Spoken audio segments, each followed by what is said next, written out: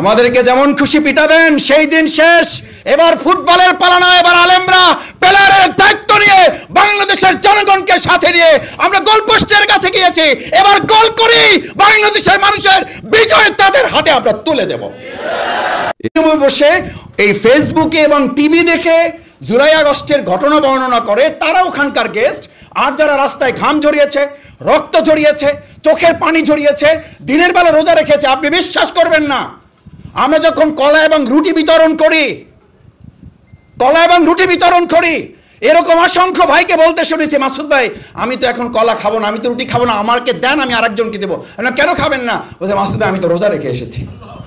আপনি বলতে পারেন জুলাই আগস্টের গণঅভ্যুত্থানে এরকম অন্য কে কারা রোজা রেখে রাত্রে তাহাজ্জুদ পড়েছে আর কাবার গিলাফ ধরে দোয়া করার পর তারপরে আন্দোলনে এই ভূমিকা পালন করেছে?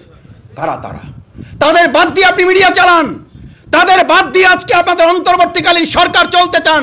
যদি চলতে চান, জুলাই আগস্টের যে ভুল হয়েছে তার চেয়ে কয়েক গুণ মূল্য দিয়ে আবার আলেম সমাজকে নিয়ে এই বাংলাদেশ পরিচালনার সিদ্ধান্ত নিতে হবে।